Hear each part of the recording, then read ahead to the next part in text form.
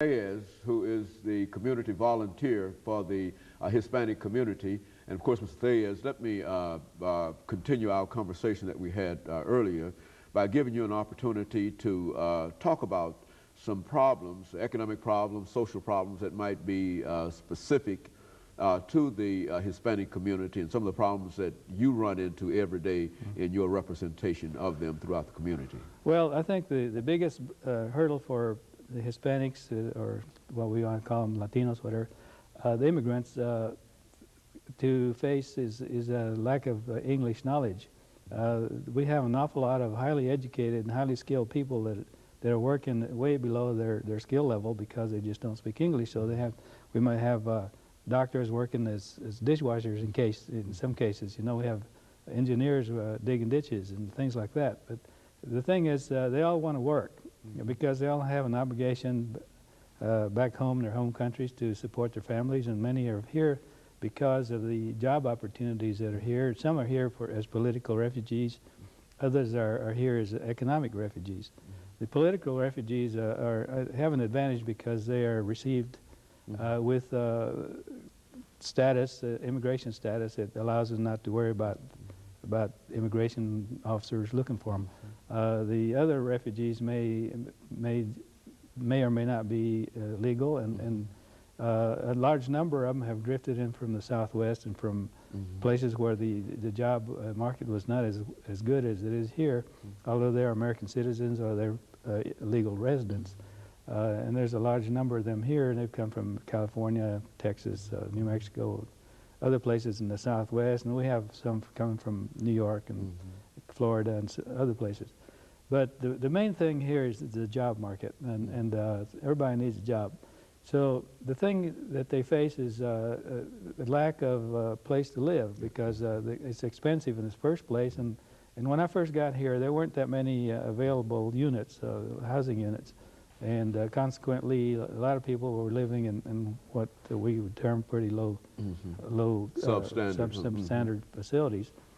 But the ones that don't speak English, we have arranged for programs to have English as second language classes. Just about it's highly available everywhere. We have some at my church and other places that we've arranged for, and that helps them a little bit to assimilate. And once they've been here a little while, they start to improve themselves in their situation by getting better jobs.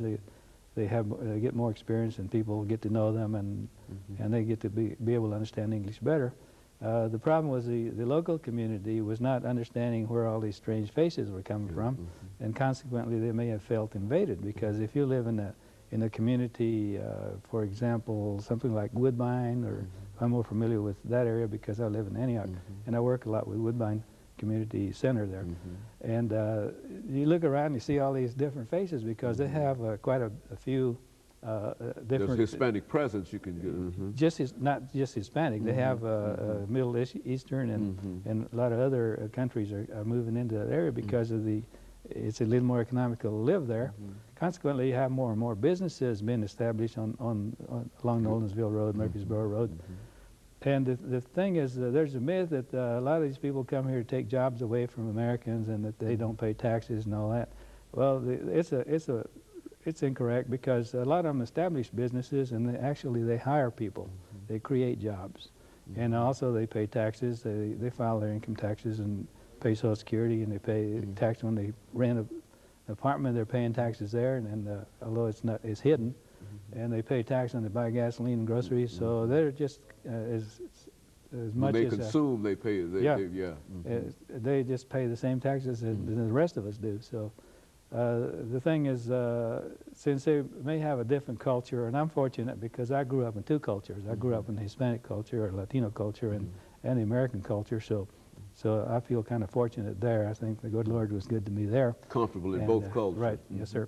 And in fact, a lot of times I kind of glad there because I can watch the Spanish language television or listen to the Spanish legal programs and the radio, and I understand them perfectly, and then I can switch over to English, and it's a very easy transition for me.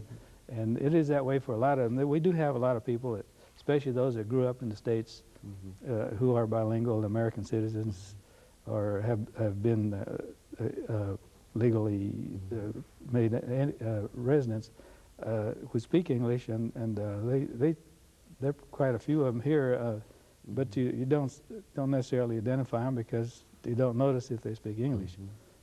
Yeah, so and really they don't readily identify themselves as No. such, as persons who are bilingual. Right. But now that is a tremendous advantage, Yes. and especially when you're dealing with a growing and increasing Hispanic population, to be able to act as an interpreter or as a translator Right. and whatnot. Well, the thing is, another thing is we find that the ignorance of the common population of the history of the United States, you know, because the Southwest was populated back in middle 1500s from people coming in from, that had come in through Columbus and then Cortez and all. And we had the explorers in Florida, and then we had the highest point in Tennessee. It was Lookout Mountain was discovered by a Spaniard, and on the way to Texas and so on. So we forget all these things, and we also don't remember that there were people here before the Pilgrims landed. So the whole thing didn't start with Mayflower or Jamestown. It started down in Santa Fe and which there was also a Mexican-American War at one time. yes, that's where I think that's where my family became American, because we were in the same place in New Mexico for 3 or 4, I don't know, since 1600s, early 1600s. 1615 is the first PTellez that I know of that was in this part of the country in New Mexico, and so we were there 5 years for the Pilgrims anyway. And when after the Mexican-American War and after the Gadsden Purchase, then that part of the country became American. So people ask me, "What am I American or what?" I said, especially the Latinos coming from different countries. They say, "What country are you from?" I said, "This one." And that's precisely. They said, "Well, where did you learn Spanish?" I said, "Well, at home." You know, and so. It's kind of confusing for a lot of people. I mean, it's not just the local population, it's for my own Hispanic brothers and sisters. Well, I think, it's confusing for those who don't understand American history, that up until the 1840s, that primarily anything west of the Mississippi was land that perhaps you would designate as Hispanic land, you see, and of course Americans were able to come in contact with that, and especially when you go further out west into California and all of those areas, and you look at all of the problems that people claim that they're having. Of course, we'll talk about that when we come back after our second commercial break. Who is the